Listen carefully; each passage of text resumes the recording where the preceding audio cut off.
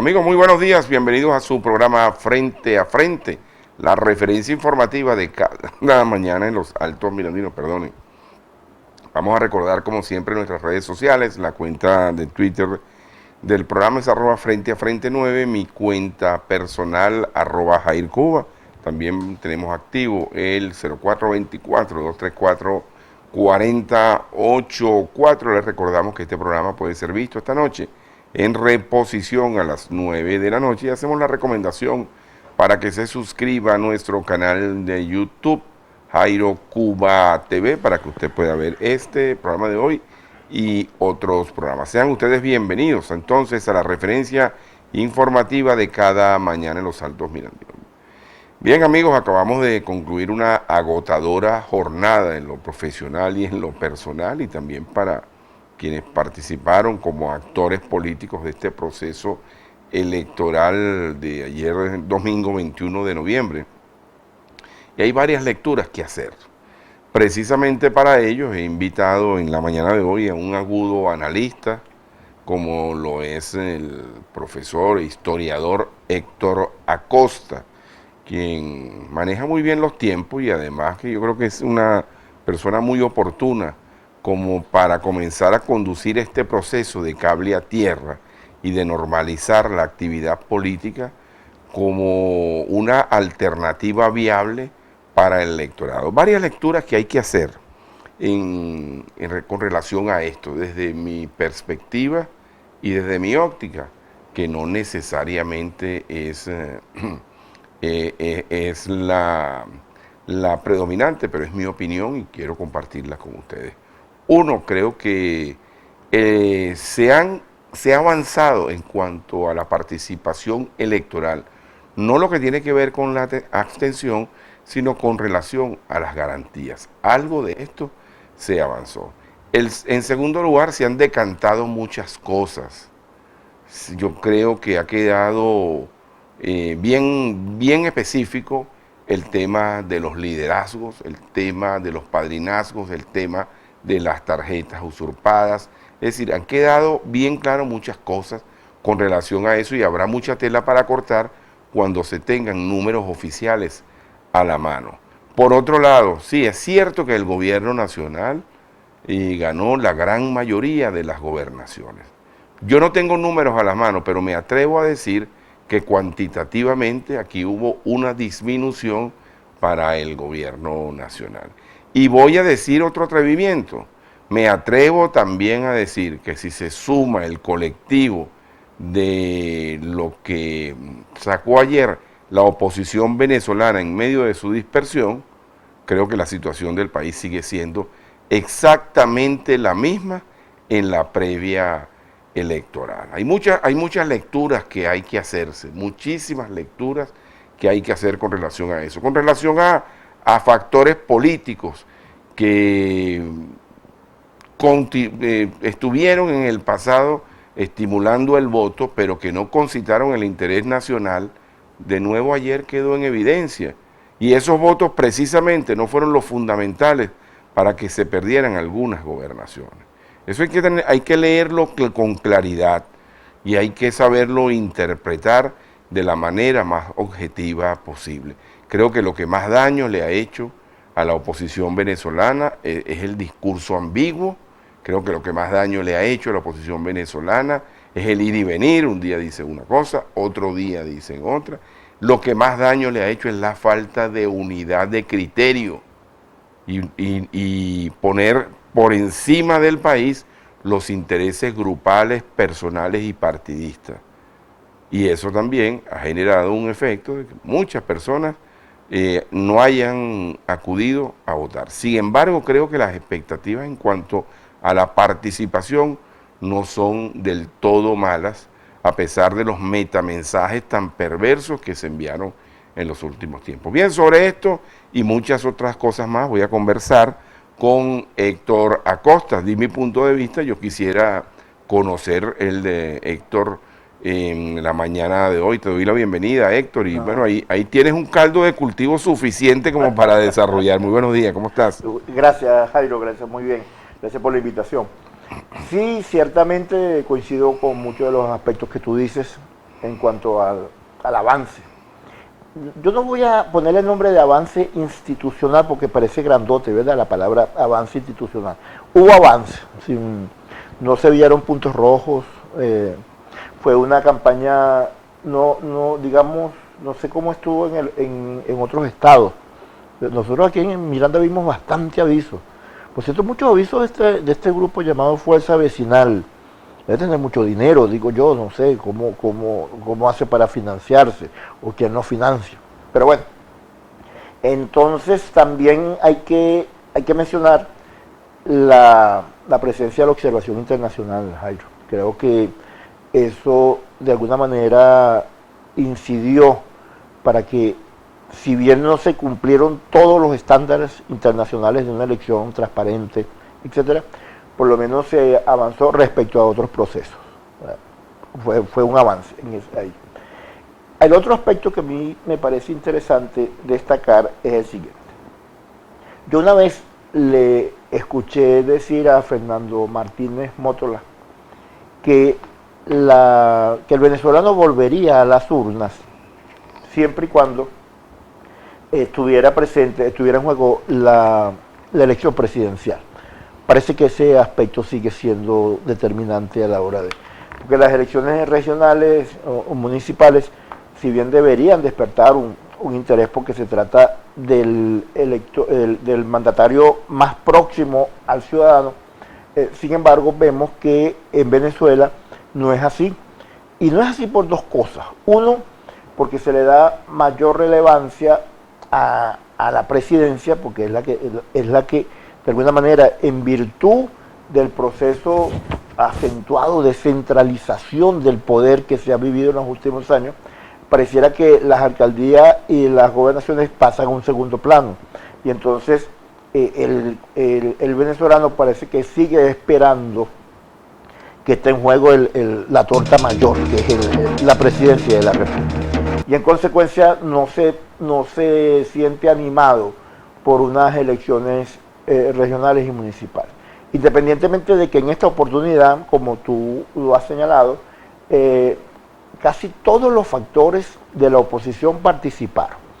Especialmente participó la MUP, y eso hay que destacarlo. La MUP, creo que el último proceso en el cual la MUP estuvo presente fue en 2015, cuando las elecciones parlamentarias. Entonces había la expectativa de saber, y en este sentido estas elecciones lo permiten, de saber efectivamente cuál es la fuerza de la unidad, cuál es la fuerza de la MUP y cuál es la fuerza real que tienen los otros factores que han venido interactuando alrededor de las elecciones. Digo, aquellos factores vinculados con la mesita, los que ahora se les llama alacranes, y que en consecuencia, no sé, Jairo, pero me parece que sigue siendo siglas, pero vacías, sin arrastre y sin liderazgo, excepto el caso de Henry Falcón en Lara. Pero no sé si detrás de esa candidatura o de esas candidaturas haya una organización política estable, constante, o sencillamente se trata de participación en coyunturas muy específicas, coyunturas electorales. Entonces, eso está por verse. Bien, Héctor, tengo que hacer un corte. Bueno, tengo que hacer un corte. Vamos a hacer el corte y al regreso vamos a continuar desarrollando este punto, porque vamos a tener 45 minutos para desarrollarlo, porque es muy interesante. Sobre todo, quiero rescatar varias cosas de las que estás hablando en este momento. Mis amigos, una breve pausa, perdonen, y ya volvemos con su programa Frente a Frente, la referencia informativa de cada mañana en los Altos Mirandinos. Coño.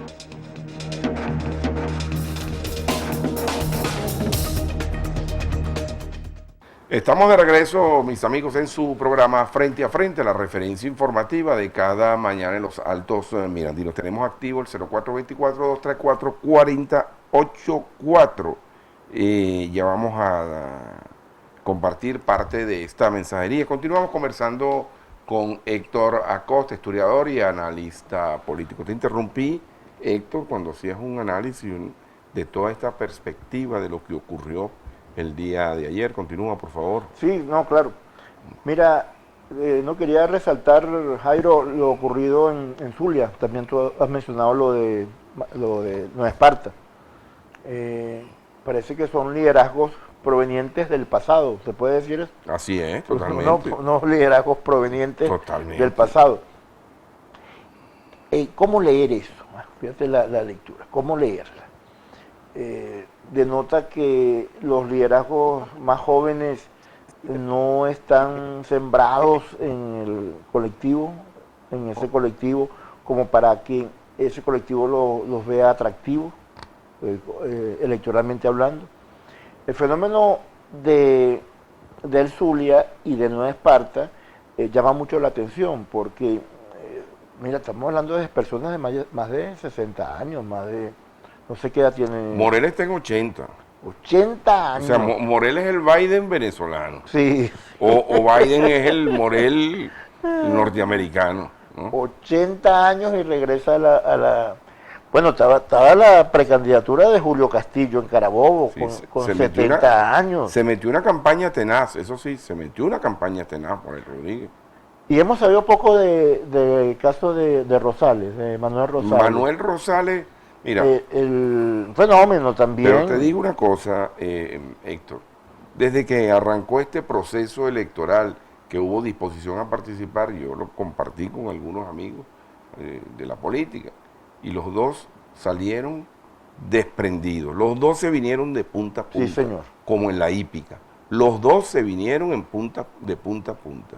En el caso de Morel, hubo más un proceso de subestimación por la edad, por una cantidad de cosas, subestimación y descalificaciones a las que se sumaron varios factores importantes de la isla de Margarita, intelectuales, historiadores, gente del común, sobre todo en un pueblo tan pequeño como Margarita.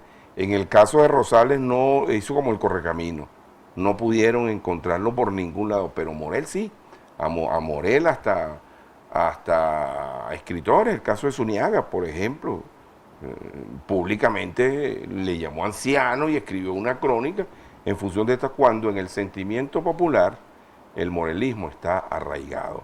Entonces son lecturas erróneas que se hacen de la política. Pero yo creo, Jairo, que detrás de eso está el desencanto del elector por la gestión pública nacional. Yo creo que vamos a tomar en cuenta que el Zulia ha sido muy golpeado. Así es. Bueno, ¿cuál estado del país no ha sido golpeado con los servicios públicos, por la hiperinflación, es decir, por el crecimiento de la pobreza? Yo creo que allí, en esta perspectiva, en estas elecciones, había un reto que era cómo retomar el voto, pero de una manera crítica, de una manera en la cual estuviera presente los intereses generales de la sociedad por encima de los intereses particulares, tanto de los partidos como de los individuos que estaban participando en este proceso. Y entonces yo creo que eso fue lo que se está apreciando fuertemente, que es el elector votando no contra la gestión específica, o no solamente contra la gestión del gobernador del PSUV, sino también contra la gestión nacional del presidente. Porque vamos a estar claros, yo creo que en esto hay dos cosas, viéndolo de una manera analítica. ¿Qué es esto? Muchos venezolanos consideran que su situación particular, su situación cotidiana, responde a la política nacional del gobierno de Nicolás Maduro. Y que la política regional poco afecta. Voy a poner el caso del Hidrocapital. Nosotros allí en San Antonio, no sé si has ido, tú tienes que ir a San Antonio todos los días. No, yo vivo en San Antonio. Tú vives en San Antonio y tú te das cuenta cómo Hidrocapital por todos los lados hay un bote. Yo acabo de ver una fuente cercana al sitio, no sé si pasaste, no, tú no tienes que pasar por allí, pero... Hay una fuente enorme, o sea, de una ruptura. ¿Tú sabes por qué ocurre eso? Porque están bombeando agua y la única manera de que llegue agua a las comunidades es que esa fuente se mantenga. Porque las tuberías están totalmente... Pero las tuberías porque no hay mantenimiento. Entonces vamos a estar claros. Vamos a ir a este menudo, para bajar un poco el análisis a lo menudo. ¿A quién le compete atender el problema de la tubería de Hidrocapital?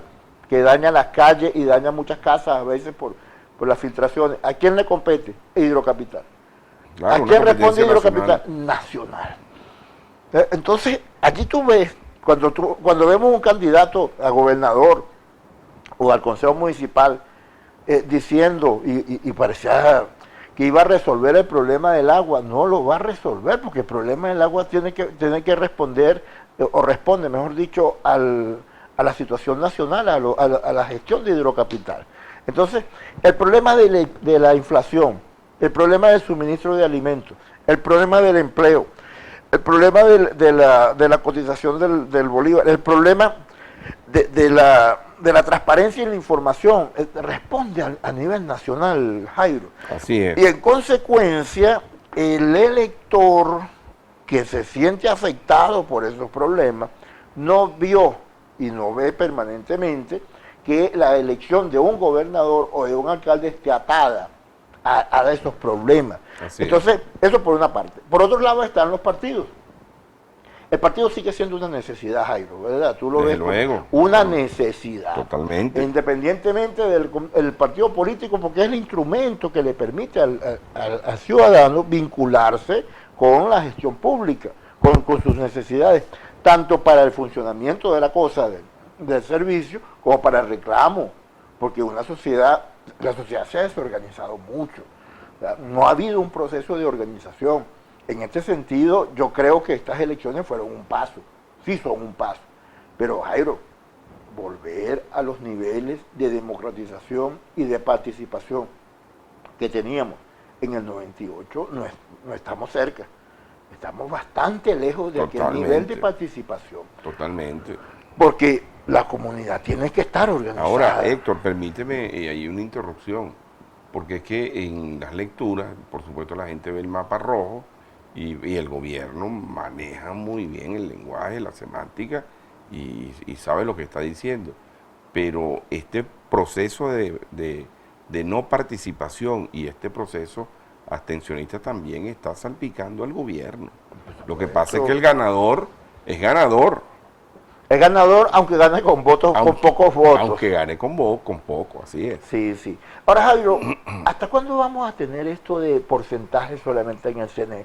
Yo pensaba que con la llegada de Pedro Calzadilla, estos cambios, podíamos contar con una mayor transparencia, porque eso también se trata. Claro. O sea, la democracia es también información, y tú lo sabes. Es información, es que podamos contar decir, mira, en Miranda hubo tantos votos para este y tantos votos para este otro. No, esta cosa de porcentaje. Pero tú sabes qué es lo que pasa, Héctor, también. Eso es bien importante que tú lo estás mencionando. ¿Sabes qué es lo que pasa, Héctor? Que las mesas tienen que cerrarse a las 6. Y aquí se ha establecido ese criterio de que el periodo se extiende. En esta ocasión, Calzadilla fue más prudente.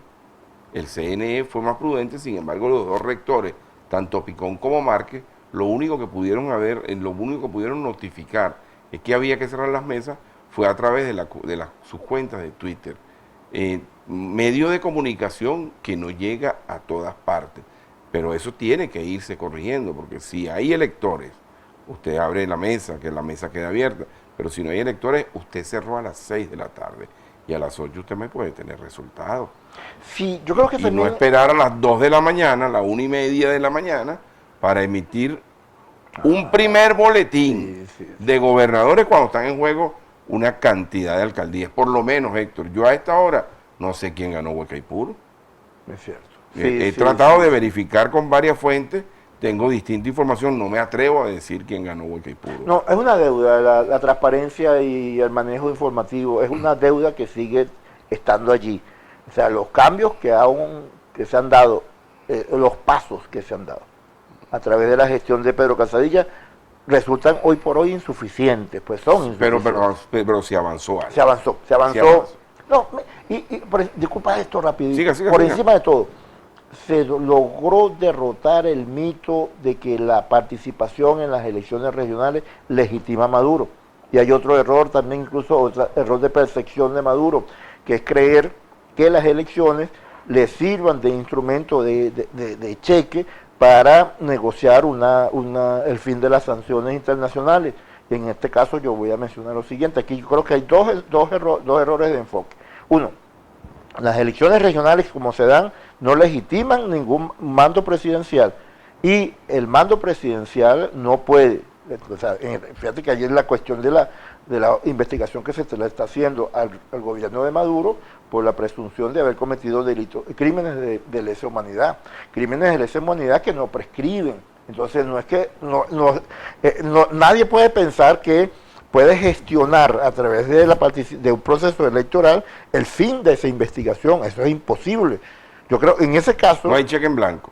No hay cheque en blanco de un lado ni del otro. Es decir, las elecciones no legitiman, las elecciones regionales no legitiman un mandato presidencial. No.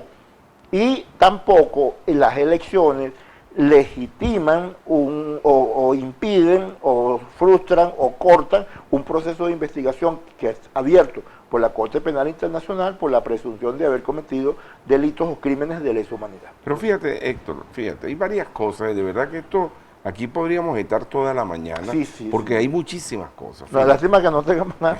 Sí, pero así es. Y que sea de mañana, como me dijo ayer Padillito, son las 12, ya pasó el avión. Después les explico que eso ya pasó el avión, porque es muy común en Margarita. Pero fíjate, Héctor, aquí se comienzan a hacer presunciones, se comienzan a hacer proyecciones, incluso muy anticipadas. Y en la política, tú lo sabes muy bien, hay que tener, yo estoy usando mucho esa expresión, cable a tierra, hay que saber moderar y entender las cosas. Ayer se habló de revocatorio, por ejemplo. El revocatorio es una alternativa una posibilidad, porque la palabra alternativa no es la apropiada, que existe en la Constitución para revocar el mandato del presidente Maduro. A 2 años de eso no va a desgastar más a la oposición, porque bueno, el revocatorio será un sí, 2 preguntas, un sí y un no. Entonces muchos pueden decir, no, ahí sí pues tiene que haber unidad, porque todos los que quieren ir en contra de Maduro pondrán la palabra de su preferencia, sí, que se vaya, pero entonces también ahí existe el proceso divisorio, porque algunos están de acuerdo y otros no. En cuanto a lo que tú hablas del cheque en blanco, el gobierno no lo tiene, y no lo tiene por una muy sencilla razón, porque volvemos a lo cuantitativo. Hay que echar números, Héctor, para ver cuánto sacó el gobierno realmente y cuánto sacó toda la oposición. Hay que echar números. ¿Cuál es el grado de consentimiento con la gestión pública que está haciendo? Así es. Pero ¿cuánto es en números reales? No de porcentaje. Fíjate, lecturas interesantes. Por ejemplo, a pesar de que uno puede hacer un análisis más descarnado, lo de Margarita. Margarita se dio el lujo de tener 2 candidatos de oposición, cosa que no se puede dar el gobierno. Margarita tuvo 2 candidatos de oposición. Y aún así ganó aún así ganó la oposición. Sí. ¿Entiendes? Y en el caso de San Antonio, grado de rechazo a la gestión local y nacional. Y bueno, te queremos que informar que en San Antonio, José Fernández ratificó desde muy temprano. Y allí había una opción, ¿verdad?, opositora, en función a esto que llaman la mesita, y la gente leyó bien, la gente entendió bien que era lo que tenía que hacer. Jairo, eso de confiscar los partidos y entregárselo a otros que es una deuda pendiente. Y no solo eso, sino que esos son liderazgos que no son reales. Así Jairo, y ha quedado decantado. A ti te van a entregar un partido, unas siglas que no son tuyas, que no te las has ganado. Entonces, a partir de esa sigla, de esa entrega que te hace el Tribunal Supremo, tú vas a ir a unas elecciones. La gente te ve, no te ve como un candidato natural, no te ve como genuino representante de ese partido. Y eso es una de las grandes enseñanzas. Quedó demostrado aquí. Eso es una de las grandes enseñanzas. Hay un aspecto que... Tengo que hacer un corte. Sí, vamos a hacer un corte y al regreso vamos a conocer el aspecto que nos tiene, porque de verdad que es bien interesante lo que estamos analizando en la mañana de hoy, mis amigos, porque más allá de lo que puede significar un triunfo y una derrota, hay un país que hoy comenzó normal, con una cotidianidad y que tiene que ver a su alrededor, a ver qué está pasando y ver cómo se recompone, porque por encima de esto está el tema social y están los grandes problemas del país. Una breve pausa y ya volvemos en Frente a Frente.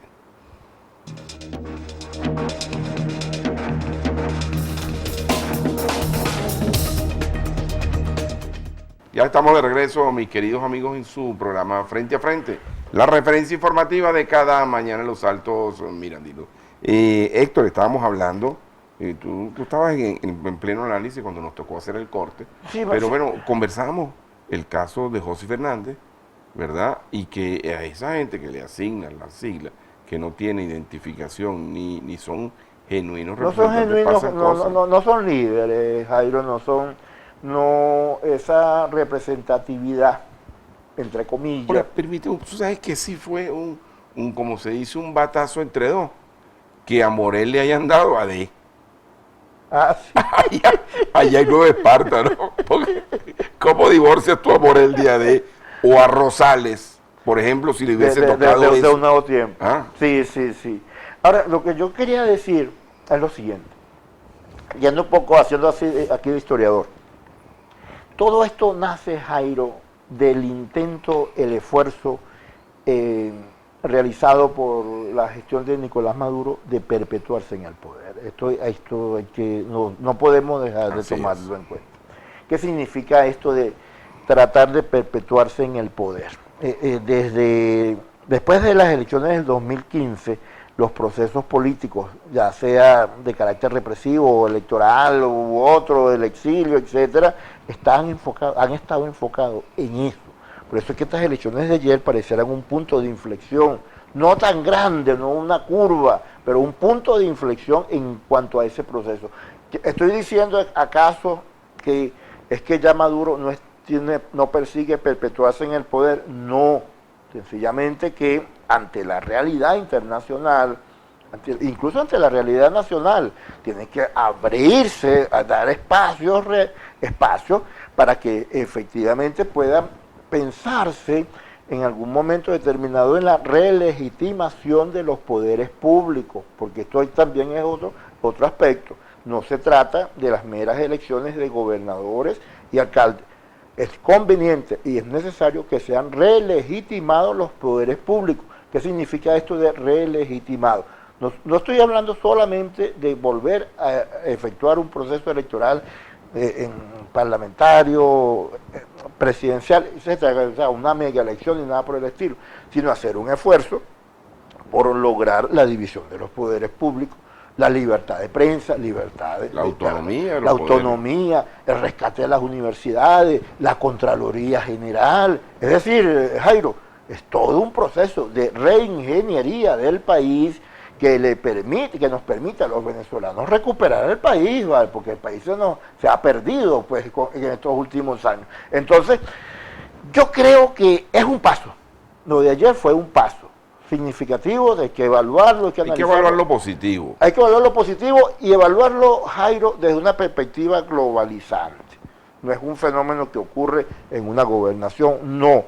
Es de un proceso, de un país inserto en una crisis histórica, una crisis de gobernabilidad, una crisis de hambre, una crisis de servicios públicos como nunca antes había ocurrido en Venezuela. Y entonces, para recuperar el país hace falta no solo un proceso electoral como el de ayer, no solo esos pasos, sino que esos pasos se continúen dando. Está presente dos cosas. Las negociaciones en México deberían ser retomadas. Ojalá la conducta del gobierno de Maduro sea otra, o sea, la del muchacho malcriado, que por una cuestión que no tiene nada que ver con las negociaciones, como fue el caso de la extradición de Alexander Saab, se retire de unas negociaciones que le restan. Sí, pero ahora se va a incorporar porque va a llevar lo que él cree que es un cheque en blanco. Va a decir, yo gané, yo soy demócrata, yo llevé a la Unión Europea, a pesar de que le diera un palo a la Unión Europea, porque con relación a la observación, sí es cierto, vino la Unión Europea, pero también vinieron los que siempre vienen, El centro los Carter que tienen, y el centro Carter, pero también los que siempre venían en la era Tibisay, ¿no? Es decir, se cedió en algo, se cedió en algo, pero estuvo allí. Es decir, el gobierno no tira puntadas sin dedal. El gobierno apostó a la división y la oposición cayó en eso.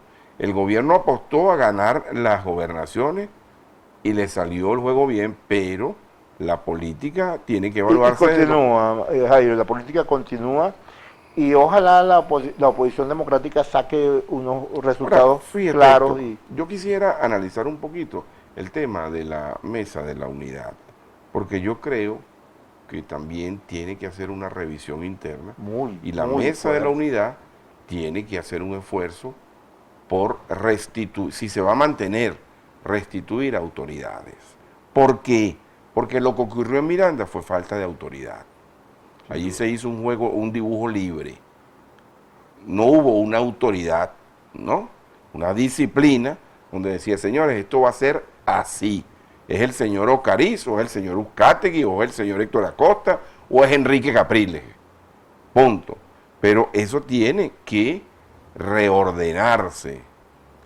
Tiene que reordenarse porque lo que ocurrió en el estado Táchira va a ser una factura que le van a cobrar a la mesa de la unidad y en el colectivo, pero en lo personal es una posición de Henry Ramos, en lo personal por un conflicto entre Henry y Bernabé que termina cediendo una gobernación.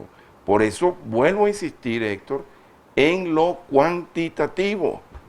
En la información cuantitativa. Así es. Sí, para tener los datos exactos. Mira, yo coincido contigo en lo que dices de la MUP.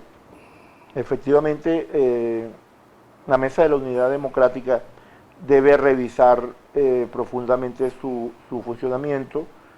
No sé si ha agotado, Jairo, su ciclo, eso también hay que planteárselo. Claro. Es decir, o ha agotado la política que ha acompañado, porque también puede ser que no hayas agotado el ciclo como tal, como instancia, sino que tengas que revisar significativa y radicalmente la política que hasta este momento has tenido. Ahora, el tema de la presidencia de Maduro, Jairo, debería mantenerse en la agenda, que donde viene un... Tú sabes que cuando tú examinas la diferencia entre la MU y Alacranes, la MU Mesita, etcétera, está el tema de la presidencia de Maduro. ¿No? ¿Recuerdas? Así es. Es decir, ¿qué hacer ante ese tema? Yo algunas veces solo me he puesto a pensar y digo, ¿cómo hacer con eso? No sé si tú recuerdas cuando en el chat yo hablaba de la tesis del cartón de bingo, ¿lo recuerdas? Así es. Que la tesis del cartón de bingo para la audiencia es que la oposición o el venezolano tiende mucho a agarrarse de una idea mesiánica. Generalmente somos así, pareciera que estuviera vinculado con el ADN, que dice, la solución es el RR. Entonces, cuando las personas que se simpatizan con el RR descartan cualquier otra posibilidad. No ven el mundo con la complejidad que existe. De repente a veces tú tienes ganas de qué sé yo, de echarte unos palos o no, pero también puedes decir, bueno, pero también tengo aquí otra opción de irme a almorzar con mi familia. Es decir, tú tienes que tener siempre varias opciones. El venezolano tiende a amarrarse, Jairo, a una sola tesis. Entonces dice, o las elecciones, solo el RR, solo la negociación. No es así.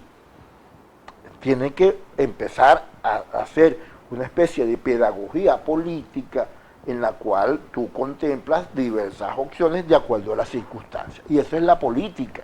La política es el manejo, como el ajedrez. Tú en el ajedrez nunca tienes una sola opción. Tú tienes en cada jugada, en el medio juego, para ponerle mayor claridad, tienes varias opciones y en función del examen de la situación concreta, tú dices cuál es la mejor. Entonces, en ese particular, yo pongo el punto de la presidencia de Maduro. ¿Por qué? No por el problema de la legitimidad o no, sino por el hecho de que cuando la persona empieza a buscar dónde está el origen, ¿verdad? Dónde está el responsable último de que el servicio del agua no llegue, o de la ruptura de la tubería, o de que sea inconstante el servicio de la electricidad, Es decir, cuando te consigues con los problemas básicos de la administración pública, el desempleo, la inflación, etcétera, vas a encontrar en Miraflores al responsable fundamental.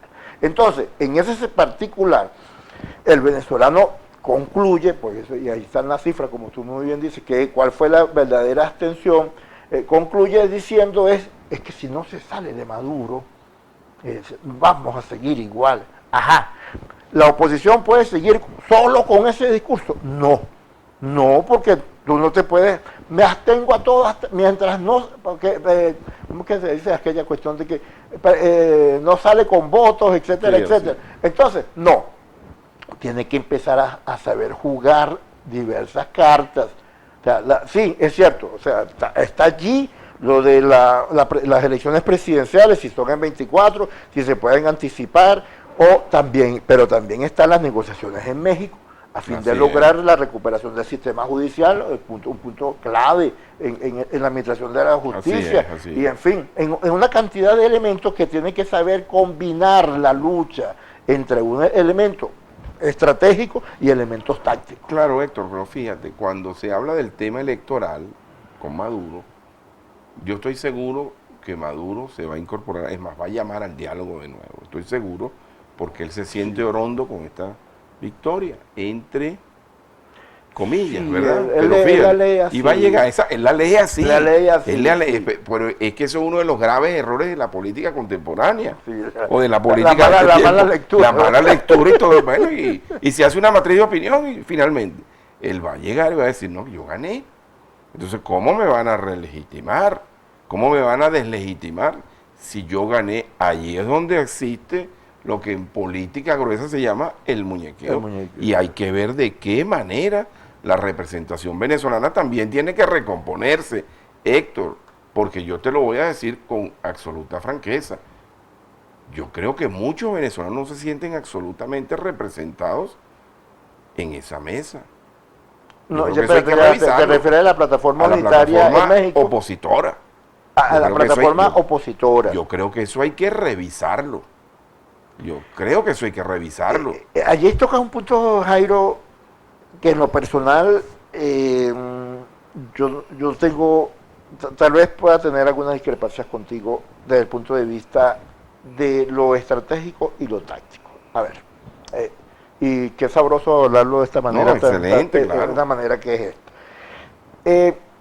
La presidencia de la República es un elemento básico en una agenda de negociación política, de conversación política, de principios políticos o de política para una fuerza que se llame opositora.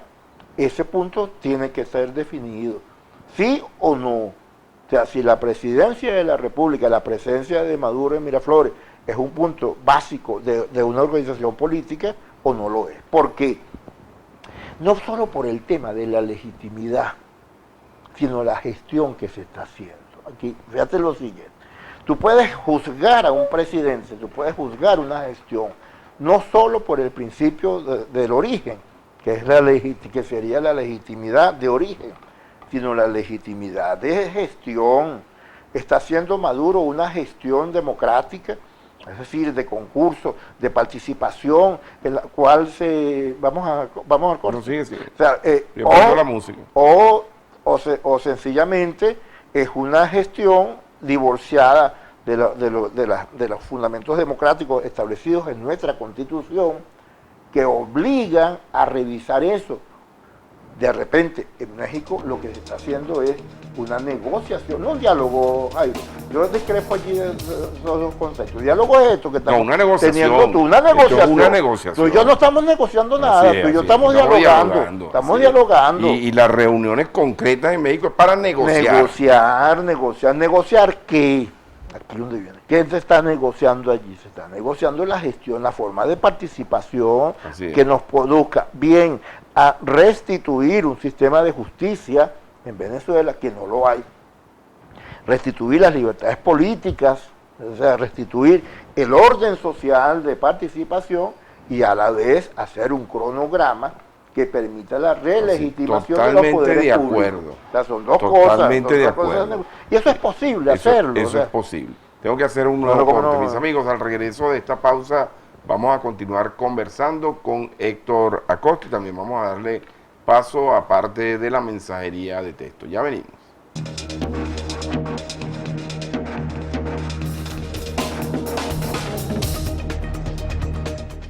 Ya mis amigos, listos para la última parte de su programa Frente a Frente. Con el permiso de Héctor voy a darle paso adelante. a parte de la mensajería de texto. Buenos días, por favor. La alcaldía aquí, ¿quién ganó? Por favor, pregunta María Gil. Mire María, yo me imagino que nos está preguntando por Huaycaipuro. En verdad no tengo información oficial. Tengo información de la victoria de Josi Fernández en el municipio Los Alias y de la victoria por un estrecho margen de Luis Aponte en el municipio Carrizal, pero del municipio Huaycaipuro. La última información en la madrugada es que estaba eso muy disputado. Hola, los extremos siempre son malos, pero esto es un descaro, dice esta persona. El culpable de la derrota fue el gobierno interino que salió a robar y la gente se decepcionó. Buenos días, sin agua en la urbanización El Paso. Buenos días, Jairo. La división de la oposición ayudó a consolidar la victoria del chavismo. Antepusieron sus intereses personales. Buenos días, Jairo. Ayer funcionó la trampa electoral. Muchos votantes fueron cambiados de centro de votación arbitrariamente y no pudieron ejercer su voto. Eso es verdad y son parte de las cosas. La vieja práctica, la vieja así práctica. Es. Ayuda, por favor, no llega agua en el sector del Retén, parte baja, ya 1 mes y medio sin agua. Ayuda, por favor. Buenos días, que nos manden el agua para la Matica, sector La Federación. Vamos a trancar la Panamericana, ya tenemos 1 mes sin agua. Seguimos con la mensajería. Aquí dice que por qué no asesoramos nosotros a la oposición. Imagínate tú, nos van a poner nos van a de esa papa caliente. Héctor, que en la previa de este proceso electoral, bueno, muchas personas, incluyéndome, comentábamos que el 22 de noviembre iba a ser un día muy interesante. Yo te voy a decir una cosa, Héctor Acosta, a mí no me sorprenden los resultados electorales del país. Yo tenía la intuición de que el gobierno con poco iba a ganar estas gobernaciones. Yo tenía la seguridad absoluta de que Rosales iba a ganar en el Zulia, tenía la seguridad absoluta de que Morel iba a ganar en el estado Nueva Esparta. No sabía del estado Cojedes, tengo que admitirlo, pero tenía también muchas expectativas de que Lady Gómez hubiese ganado también en el estado Táchira. Incluso pensaba que Falcón podría haber ganado y en Vargas Olivares. Y que Olivares podría haber ganado Vargas, pero ya eso era secundario, no era lo prioritario. Lo que yo daba como seguro era Morel y era Rosales. En el caso de Miranda, el tema del proceso de última hora, indudablemente va a haber que evaluar cuántos votos nulos hubo y cuánta desestimulación también hubo de la clase media en no participar. Ahora, ¿a qué quiero referirme, Héctor, en esta última parte? De que siempre se habló, bueno, el día después de mañana, el 22 de noviembre, va a haber una perspectiva distinta, un panorama distinto y el país tiene que recomponerse. ¿Hacia dónde crees tú que se va a conducir todo esto? Y en todo caso, ¿qué crees tú que debería permitir a la oposición presentarle a la sociedad que está adversando al gobierno de Maduro una alternativa y una recuperación de la confianza y de la fe? Yo iría en 2 planos, Jairo. Yo no solamente esperaría por parte de la oposición, sino también por parte del Ejecutivo. Es decir, si se está engolosinado por el triunfo, si se presume que a partir de allí pueda presentarse una exigencia para la suspensión de las sanciones, el paso de ayer es insuficiente. Es insuficiente. Entonces, esa cosa de cambiar electores a última hora, no notificarle el cambio, etcétera, son trampitas que realmente Pero perjudican. cada día se agotan más. Se agotan, eso no tiene ninguna, eso no tiene ninguna trascendencia. Ahora bien, en relación a la pregunta que tú me haces. Mira, yo soy un hombre que siempre pienso que la sociedad organizada debe hacerlo a través del partido político, para participación en política. Política, tú puedes tener un programa de televisión muy bueno, con muy buena audiencia, pero tú no eres un agente político, tú eres partidista, tú eres un comunicador que tienes, ¿cómo es que le llaman ahora? Los influencers, tienes influencia en la sociedad. Ahora, no eres un activista, no eres un actor, no eres un operador político. Los operadores políticos surgen y salen del partido político. No siempre salen del partido político, pueden ser independientes, pero el partido político es indispensable. Ahora, los partidos les pasa como a todas las instituciones, porque el partido político es una institución a su vez, y el partido tiene que renovarse y adecuarse con los tiempos actuales. Un partido político que no tenga Twitter, que no tenga su equipo de WhatsApp, no tiene vida. Así es. Es decir, tú tienes que atender las redes sociales. Pero al mismo tiempo que atiende las redes sociales, tienes que tener lo que tú llamaste hace rato, el cable de conexión. O sea, el cable a tierra. El cable a tierra. Porque si tú no tienes ese vínculo, porque eso no se va a perder nunca. Eso de las aspiraciones de la colectividad con la organización, el liderazgo, etc. Eso no se pierde nunca. No sé si tú... Bueno, ahí tienes a Morel Rodríguez. Es que es así. Ahí tienes a Manuel Rosales.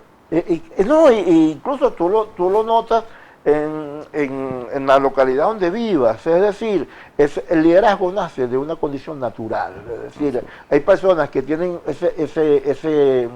esa capacidad natural. Pero el liderazgo también supone una responsabilidad, aquí donde voy a ir a buscar, de tratar de responder la pregunta tan difícil que me hace. El liderazgo opositor, y aquí viene la primera pregunta que yo me formulo. ¿Qué debemos entender, Jairo, por oposición? ¿Todo aquel que se oponga a Maduro es oposición? No Petrucci es oposición, entonces... Exacto, totalmente. Esa es una pregunta, Jairo, que como para otro programa. Hay oposiciones que dejan mucho que decir. Muy ambigua. Una manera de hacer una oposición. Viene la segunda pregunta. Una oposición light. Viene la segunda pregunta, Jairo. ¿Cuál debe ser los principales puntos de la agenda de una oposición en Venezuela en estas circunstancias? Fíjate cómo digo. ¿Cuál debe ser la agenda? Totalmente. Porque no es la misma agenda en Colombia, no es la misma agenda en Chile, no es la misma agenda en México, no, es en Venezuela. No cohabitar. La palabra cohabitar no existe en Chile. Existe. No existe en Chile ni en México, en Colombia. Sí, pero porque aquí tenés el problema de la definición del gobierno o del régimen o de la administración, ¿cómo lo vas a calificar? Sí, y una cosa es sentarte a negociar y otra es sentarte a cohabitar.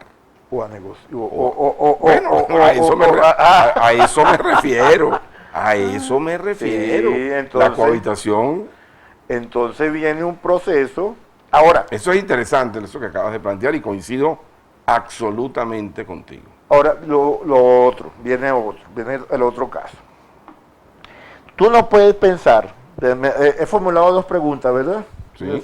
La segunda, ¿cuál debe ser la agenda? Y la primera es, ¿qué debemos entender por oposición? Así es. Ahora viene la tercera, que yo me formularía. Una vez definido tu espacio opositor, una vez definido tu agenda, viene la segunda, ¿con quién vas a aliarte?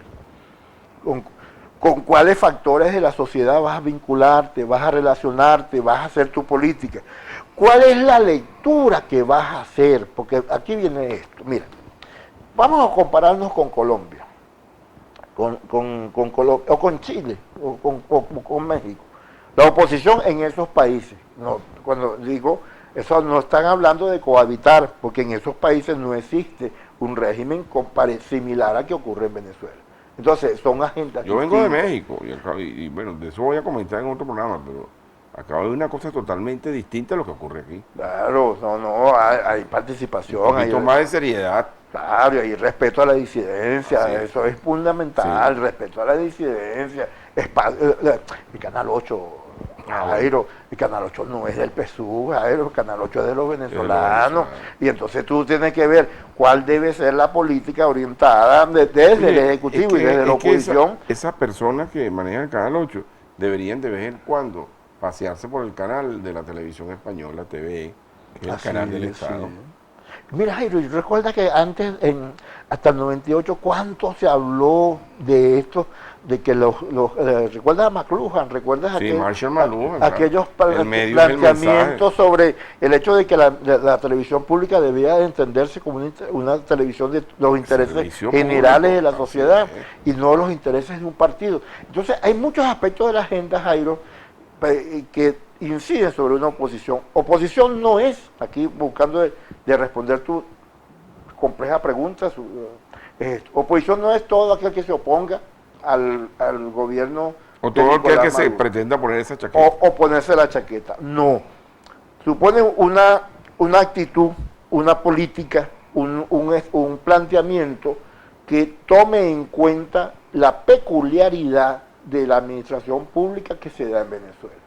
Es decir, eso es muy importante, porque si yo estoy negociando, yo estoy aliado o yo estoy cohabitando, entonces yo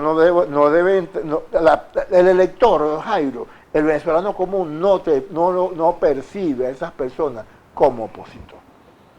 Por cierto, me sorprende la votación de Henry Falcón, que con todo y como es para examinarlo por lo siguiente. Yo he sido un crítico permanente de Henry Falcón. No digo de su gestión cuando fue gobernador. Son dos cosas distintas. Parece mentira, Jairo, pero aquí lo que está presente es la memoria colectiva. Oye esto, Morel, Manuel Rosales y Henry Falcón, más que la respuesta a la coyuntura y a la propaganda que hicieron con respecto a las elecciones del día de ayer, fue la memoria colectiva que había en esta población electoral respecto a los candidatos, y examinaron y recordaron la gestión de Rosales en Zulia, o de Henry Falcón en Lara, o de Morel en Nueva Esparta, que los llevó a respaldar esa propuesta. No, ellos no entran, el elector, recuerda, Jairo, no entra en estas disertaciones, es muy sencilla, la disposición a votar es muy sencilla. Yo voy a votar, dice el venezolano que no está muy empapado de la política, porque me cae simpático, porque creo que es posible que resuelva los problemas.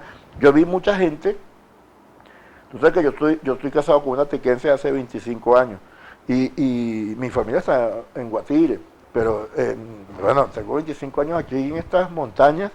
Si tú tienes una cara de parrandero. No, ya no. Entonces, mira, escuchaba ayer, porque acompañé a una sobrina a votar. Es interesante esto, ¿no? Y digo muy interesante porque muchas veces nosotros en el chat o en la información que manejamos, nos divorciamos, nos separamos de la expectativa común. Mira, mi sobrina decía, yo voy a votar porque yo quiero que aquí se resuelvan estas cosas, ¿entiendes? Es decir, esto que estamos disertando nosotros de que los problemas nacionales, no vale. Muchos venezolanos ayer fueron a votar con las expectativas. Ahora, ojo, no hay que descartar que ese proceso iniciado ayer pueda continuar. La idea es, en política, tú no tienes determinado de una vez por todas el porvenir, lo que puede ocurrir. O sea, puede ser el inicio de un proceso que de mantenerse en forma ascendente nos pueda llevar a la recuperación del país. Ahora, Héctor, ¿era necesario sacrificar a Lady Gómez? Cónchale, no sé,